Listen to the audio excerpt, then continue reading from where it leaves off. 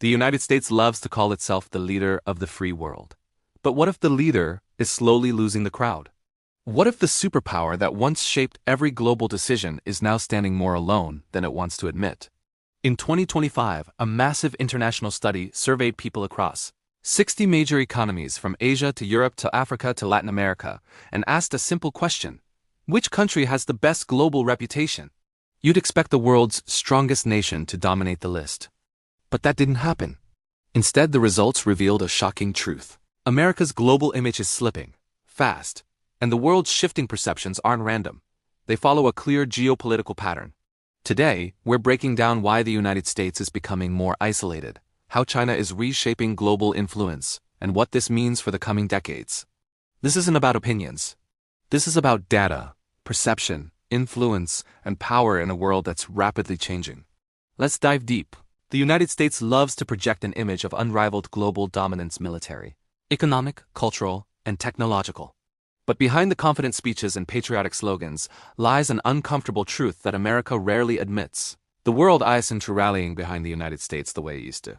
In fact, the international system is quietly shifting around it, and most Americans don't even realize how rapidly their influence is being challenged. A 2025 global survey in 60 of the world's leading economies asked citizens a simple question: which countries do you believe have the best reputation? For decades, the answer would have been automatic: America, the shining superpower. But this time something was different. The US didn't top the list. It didn't come close. And the reason for that reveals one of the biggest geopolitical shifts of our era. A world quietly moving away from American leadership and towards something new, something multipolar, competitive, and far less forgiving. For years, Washington has insisted that it sits at the center of the global order, shaping policies, writing rules, and influencing outcomes everywhere from the Middle East to Asia. But when you look at global perception data, you find a narrative that contradicts that confidence. Countries in Europe, Africa, Latin America, and Asia increasingly view the United States as unpredictable, overly militarized, self-interested, and often disconnected from the priorities of the global South.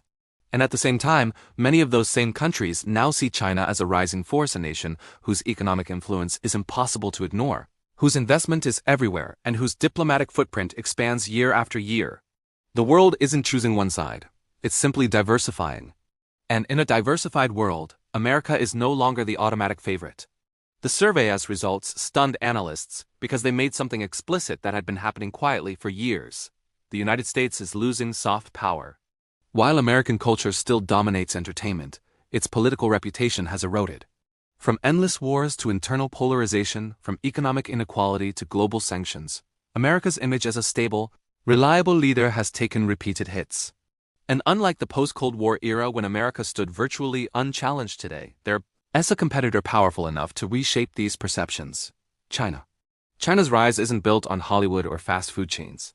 It's built on infrastructure, trade deals, supply chain dominance, and a long-term geopolitical strategy designed to reshape global influence from the ground up. In regions like Africa, Latin America, Central Asia, and Southeast Asia, China isn't seen as an abstract concept. It's the country building ports, railways, power plants, and digital networks. For much of the world, China isn't just a superpower, it's a partner that delivers. Meanwhile, the United States increasingly appears as a distant authority, still rich, still powerful, but often disconnected from the economic aspirations of developing nations. This global realignment wasn't sudden. It grew from 2 decades of foreign policy miscalculations. After the 9/11 attacks, the US poured trillions into wars in Iraq and Afghanistan. It toppled governments only to leave behind instability. It imposed sanctions so widely that dozens of countries began creating alternative systems to reduce reliance on the dollar. It warned nations against partnering with China while offering no comparable investment alternative. And perhaps most importantly, the US political system grew so internally divided that Congress struggled to pass basic legislation, much less maintain consistent global leadership. The world watched this dysfunction unfold live through impeachment battles, election controversies, and government shutdowns. And the global reputation of the US took a hit every time. While the US stumbled, China advanced. Beijing focused on manufacturing dominance, technological self-sufficiency, and long-term diplomatic influence. Instead of wars, it built infrastructure. Instead of sanctions, it offered loans. Instead of political pressure, it offered economic incentives. And even though China has its own human rights criticisms and internal issues, Many countries still view its strategy as more predictable than America's fluctuating foreign policy. When the world sees the Belt and Road Initiative stretching across continents, they see ambition. When they see U.S. military bases spread across dozens of countries, they see power but not necessarily partnership. The survey reveals something deeper. Many nations no longer view the U.S. as a stabilizing force. They see it as a polarizing one. Global public opinion shows growing fatigue toward America's habit of framing foreign policy as a moral struggle, where the U.S. decides who is good, who is bad, and who must be punished. Countries want investment, not lectures. They want development, not interference. They want multipolar options, not unilateral demands. And that shift in expectations is helping China expand its influence faster than any superpower in modern history. But here's the critical point. America's isolation isn't about losing a popularity contest, it's about losing strategic leverage. When nations trust you less, they align with you less. When they view you as unpredictable, they diversify their alliances. And when they believe another power offers more long-term opportunity, they gradually move toward it. That's how empires decline, not with sudden collapse, but with a steady erosion of influence as other nations quietly drift away. In trade, China is now the largest partner for most of the developing world. In manufacturing, it controls supply chains for everything from electronics to solar panels to rare earth minerals. In technology, it is narrowing the gap with the US in AI, quantum computing, and 5G infrastructure. And in diplomacy, it positions itself as the voice of the global South, championing issues like development and non-interference. Meanwhile, the US leans increasingly on military alliances to maintain influence, especially in the Indo-Pacific. Washington expects countries like Japan, South Korea, Australia, and the Philippines to form a united front against China. But quietly, even some US allies are uncomfortable choosing one side because their economies depend on both.